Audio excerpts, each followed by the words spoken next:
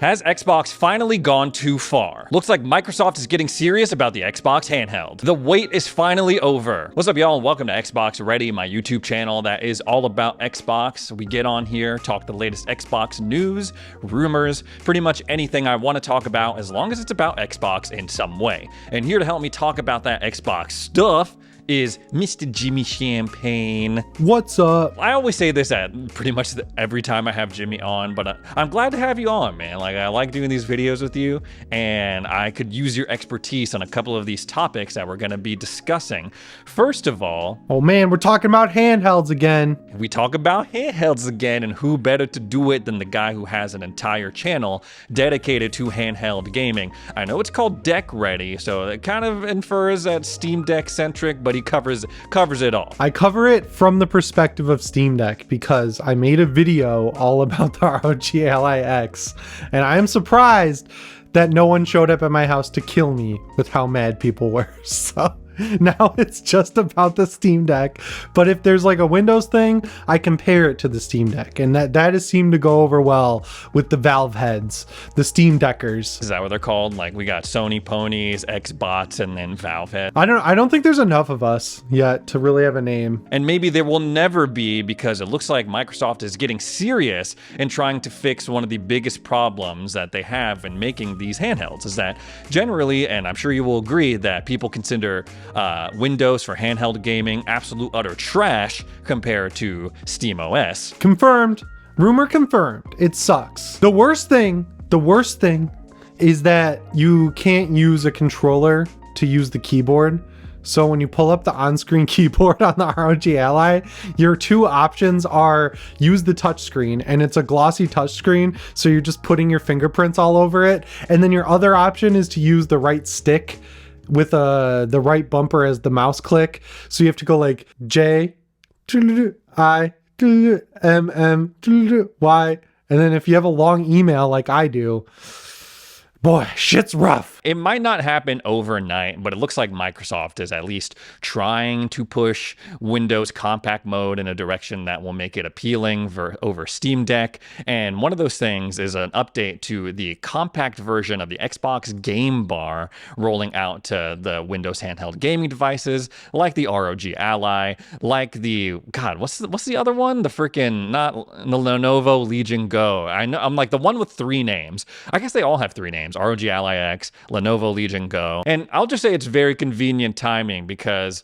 is it true that Valve is also trying to get SteamOS onto devices like the ROG Ally? Yeah, so what happened there is they did an update to SteamOS last week, like the beta channel, that included support for the back buttons on the ROG Ally.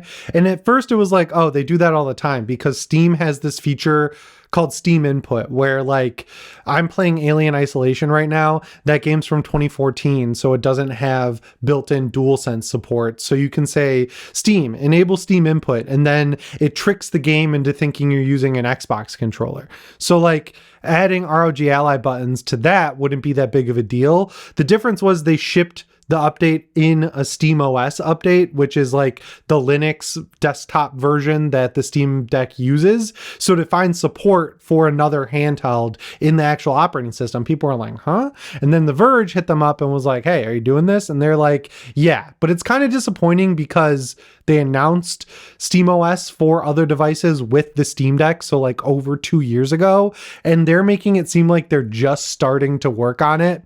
So instead of releasing it for every PC, they're going to start with the ROG Ally. But they confirmed that they are working on bringing it to the Ally, which is good. It's just like, man, they haven't done a huge update in a while, so everyone was kind of assuming that they were finally getting full support for SteamOS 3.0 ready. This video is brought to you by World of Warships Legends. World of Warships Legends is a massive multiplayer online free-to-play experience for anyone who wants the thrill of naval battles without any of the danger. You can face off with real players around the world with a variety of destroyers, cruisers, battleships, and aircraft carriers. You can play as 11 different nations in historically accurate battles, and they are constantly adding content. The fleet grows every 5 weeks, and they're adding a bunch of stuff to celebrate their 5th anniversary. So when you want to jump in, you can use this code, to unlock all of the stuff for the 5th anniversary. It's all ancient Greek themed, that is right. There's an all new Aegean Arrow campaign that lets you team up with Poseidon, Zeus, and Aphrodite. There's a new birthday bureau, Divine Odyssey calendar, and treasure hunt web event offering meta currency and unique rewards. And if that's not enough, they're also throwing in another ship, a hybrid battleship. Join the over 8 million players that have dove into World of Warships Legends. When you download the game, you'll be offered an exclusive welcome pack that comes with a bunch of stuff to get you started. And remember, if you want to celebrate and take full advantage of the 5th anniversary of World of Warships Legends, use this code below. Thanks again to World of Warships Legends for sponsoring this video. So we talked about this on the channel before. They've brought compact mode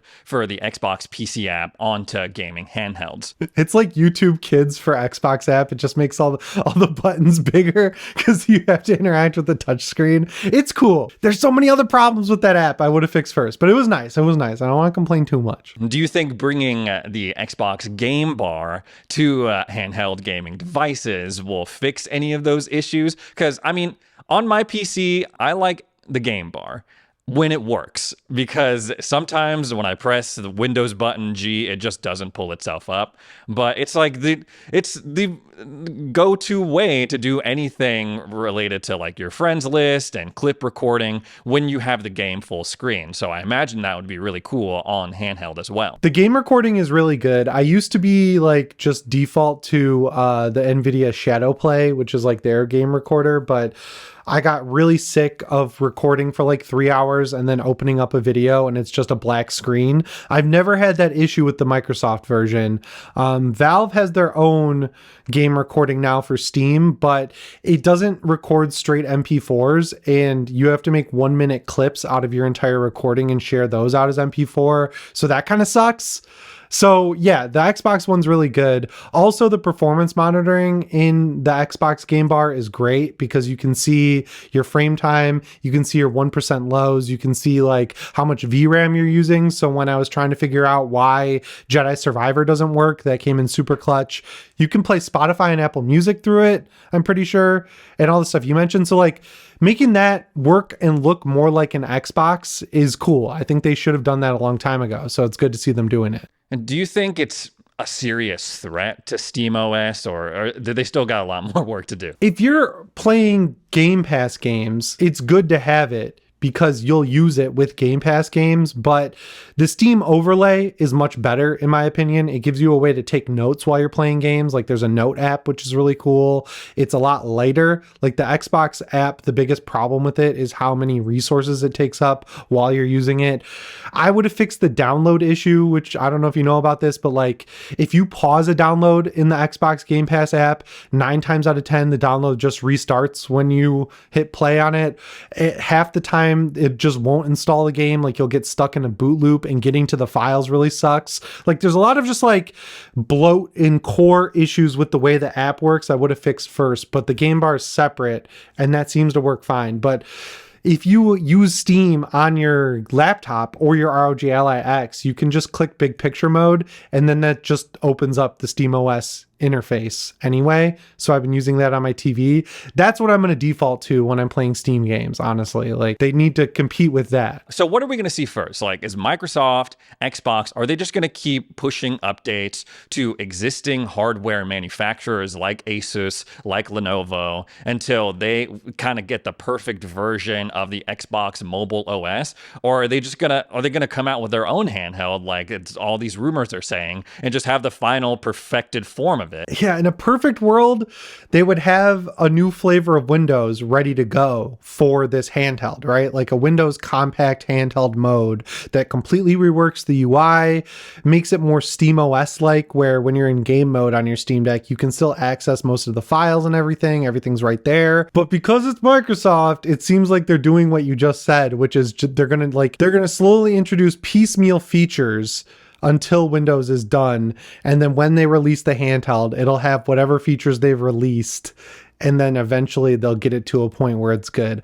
I think they need to come out swinging with an actual operating system or like flavor of Windows for handhelds. Like, yeah, they got to make a case for like buy our handheld versus these other handhelds that also have a PC Xbox app and also have the Xbox game bar. What is the incentive to buy it? Maybe the price? Just the hardware. Yeah, price and hardware quality, because the LIX is overpriced at $800. Like, yeah, you get better performance than you do on a Steam Deck, but the most expensive Steam Deck is like $700, and I'd argue it's better because you get an OLED screen and better battery life. So like, that extra $100 doesn't really seem justified. So if you have ROG Ally X, regular ROG Ally, a little Novo Go, and you're looking for this game bar update, it's not out to everyone. It's only out to insiders right now. But usually when that happens, it's not too far behind from rolling out to everyone else. Yeah, and unlike Xbox, you can just opt into that on Windows. So you can get it, but like preview builds of Windows are terrible, so I wouldn't do it. Now we're going to move on to a much more controversial topic.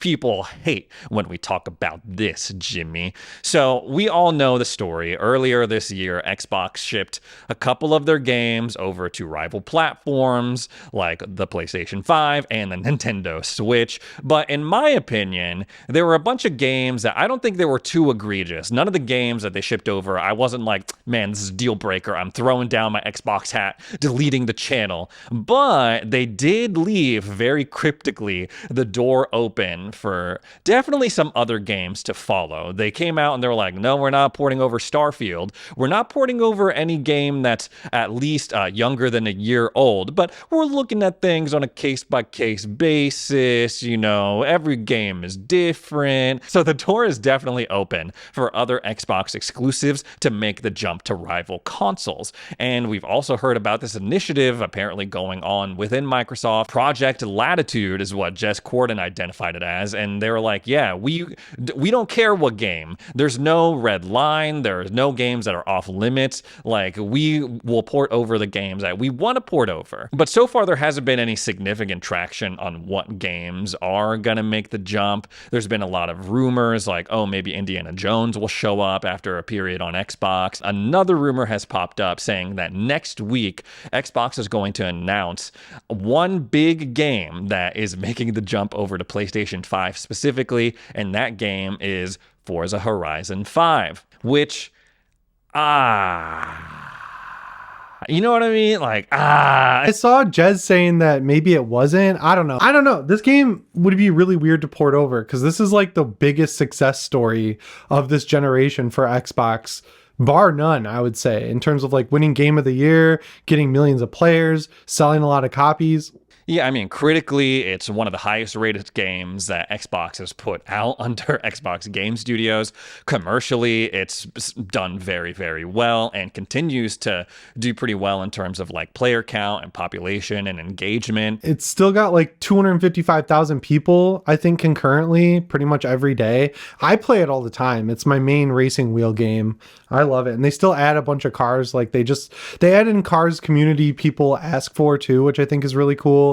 And they're easy to get. I got the Mustang Dark Horse, which was sweet. So it's a cool game. I can see why, you know, the things that made Sea of Thieves very successful as like a multi-platform launch when they brought it to PS5. A lot of the same elements are there for Horizon, like, you know, a multiplayer game that it could get a boost in population and therefore more financial incentive for devs to keep pushing updates and supporting it well into the future. There's more evidence. So if you bought the Ultimate Edition of Forza Horizon 5, it made it seem like you were going to get every car pack forever. But in the past 6 months, every time they launch a new season, they have a new car pack of DLC that's available outside of the Ultimate Edition.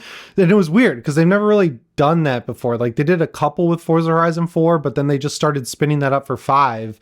And it's like, why are you doing this now? Like what, 2+ years after the game comes out?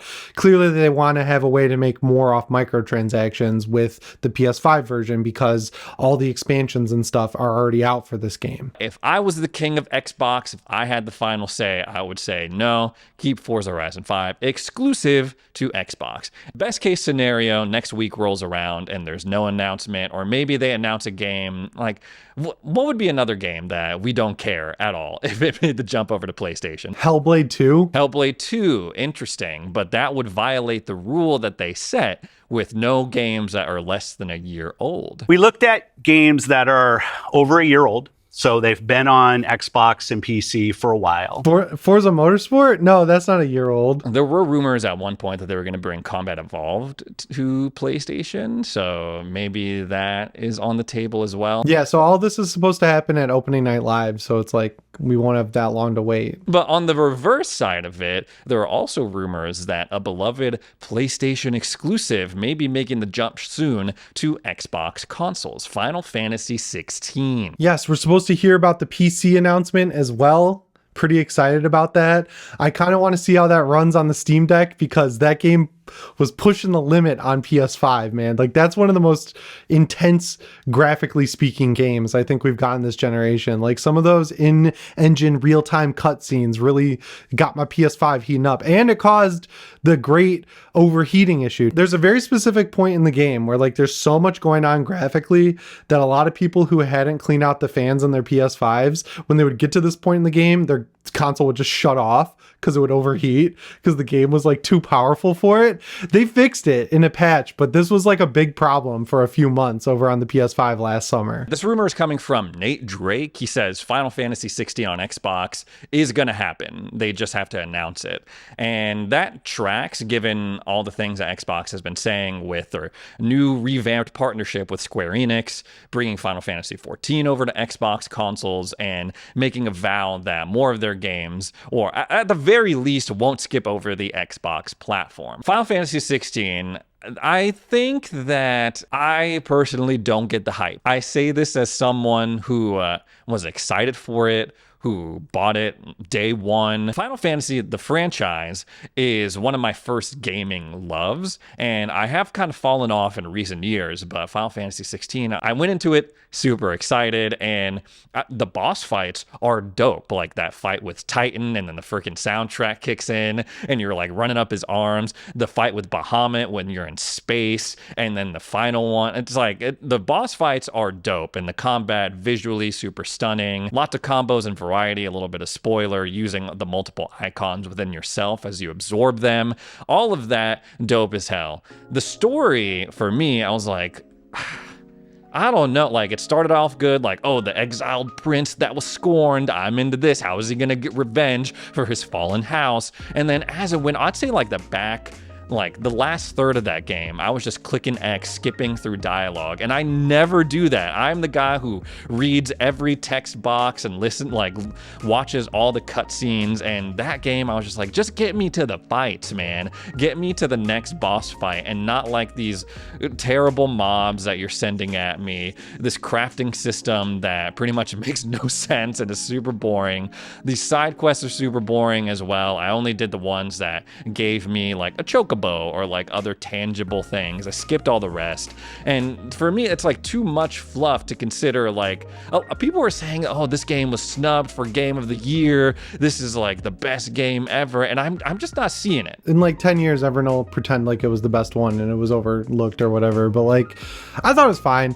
I don't think it'll sell well on Xbox either, because go look at the sales of Final Fantasy 15 on Xbox, and it's like 15-1 or something, people who bought it on PS4 versus Xbox One. Like, yeah, it's going to be better for Square Enix to release on other platforms, but the audience on Xbox seems to be much more into stuff like Call of Duty and Forza and, you know, like mainstream games versus JRPG style games that are, you know, like Final Fantasy 16. But it is cool that it's coming to Xbox and PC. Square Enix, going forward, they're going to release on everything, and that's proof of that. I'm going to counter that a little bit, because I don't think that Xbox has been given a fair shake when it comes to that. I would very much like to see like a simultaneous release, and then we can kind of see from there if it sells like dog ass on Xbox, like, okay, you know what, we gave it a fair shake, launched the same time on multiple consoles. Turns out it is true that Xbox fans don't give a damn. Anyways, guys, that's all the Xbox stuff we had to talk about today. Thanks so much for joining us for another edition of Xbox Ready. Please subscribe to the channel. Help me on my journey to 2,000 subs. Thanks again for watching, and we'll see you in the next one. Bye.